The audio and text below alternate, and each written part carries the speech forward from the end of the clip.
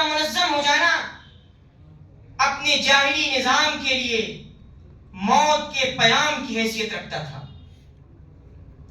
اور ایک دوسری بڑی بے چینی وہ یہ تھی کہ اہل مکہ کے معاش کا دار و مدار یمن اور شام کی تجارت پر تھا، اور جو راستہ بحر احمر کو ہوتا ہوا یمن اور شام کو جا ملتا ہے وہ راستہ مدینے ہو کر جاتا تھا. چنانچہ ایک بڑی بے چینی جو مشرکین کے درمیان بڑھی وہ یہ تھی کہ اگر ہم تجارت کرنا چاہتے ہیں، اگر ہم معیشت سے فائدہ اٹھانا چاہتے ہیں، تو یا تو ہمیں مسلمانوں کے ساتھ اپنے تعلقات کو اچھے رکھنا ہوگا یا پھر اس طاقت کو ہم کچل ڈالیں گے. چنانچہ انہوں نے بڑی کوششیں کی کہ کسی طریقے سے مسلمانوں کو اکٹھا نہ ہونے دیا جائے، لیکن اللہ نے ان کی اس تدبیر کو ناکام کیا. مسلمان اکٹھا ہوئے، اس کے بعد بھی ان کی شرارتیں نہیں گئیں. مدینے میں عبداللہ ابن ابی جو قریب تھا کہ مدینے کا بادشاہ بن جاتا، لیکن چونکہ مسلمانوں نے مدینے ہجرت کر لی تھی، اللہ کے نبی صلی اللہ علیہ وسلم مدینے آ گئے تھے، اس وجہ سے اس کی ساری امیدوں پر پانی پھر گیا. اب سارا نظام اللہ کے نبی صلی اللہ علیہ وسلم کے ہاتھ میں تھا، لہذا اہل مکہ نے اس کے نام میں خط بھیجا، کہا کہ تم نے ہمارے لوگوں کو پناہ دی ہے، تم ان کو وہاں سے نکال دو، ورنہ ہم تم پر زبردست حملہ کریں گے، تمہارے مردوں کو قتل کریں گے، تمہارے اموال کو لوٹ لیں گے، اور تمہاری عورتوں کو غلام بنا کر، باندیا بنا کر اپنے گھروں کو لے آئیں گے. اس خط سے عبداللہ ابن ابی کی ٹوٹی پھوٹی امیدوں کا کچھ سہارا بنا. وہ بڑا خوش ہوا، لیکن اللہ کے نبی صلی اللہ علیہ وسلم نے موقع کی نزاکت کو دیکھ کر فوراً عبداللہ ابن ابی کا رخ کیا اور کہا، عبداللہ کیا تم ان لوگوں کو قتل کرو گے جو تمہارے اپنے بھائی ہیں؟ چونکہ اس وقت مدینے کی اکثریت مسلمان ہو چکی تھی. تو عبداللہ اس عمل سے باز رہا. پھر اسی طرح کچھ دن گزرے اور ایک صحابی رسول حضرت سعد بن معاذ رضی اللہ تعالیٰ عنہ عمرے کے لیے مکے آئے. ابو جہل سے ملاقات ہوئی.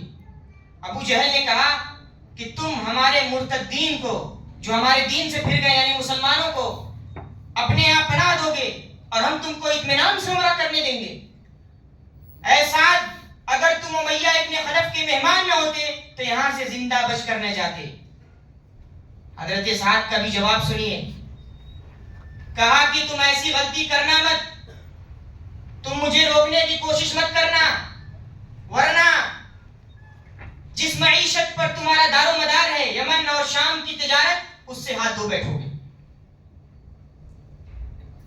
چنانچہ جب ان کی چھاپے ماریاں بہت زیادہ ہو گئیں، مدینے میں آ کر بھی مسلمانوں پر طرح طرح کے ظلم و ستم یہ توڑتے رہے، تو پھر اب آخری چارہ تھا کہ ان کی اس تجارت اور معیشت کو بند کر دیا جائے، اس کے راہ میں دیوار حائل کر دی جائے.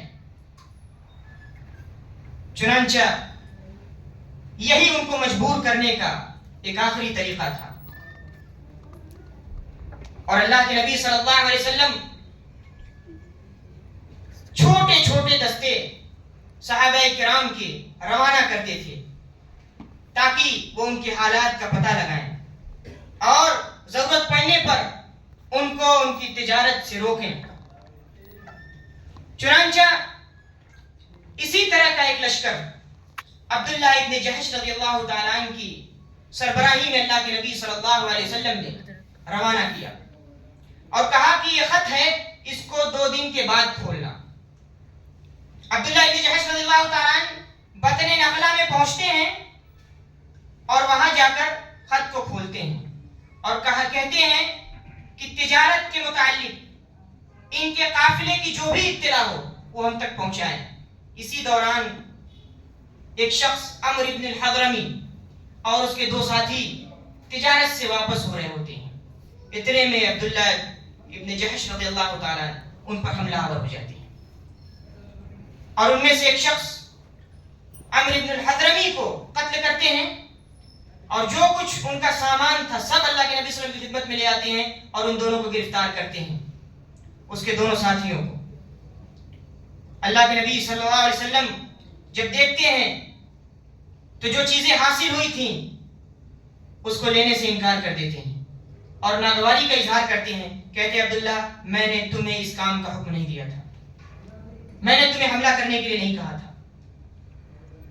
چنانچہ عمرو ابن الحضرمی کے قتل نے کفار کی، اہل مکہ کی جذبے کو اور جوش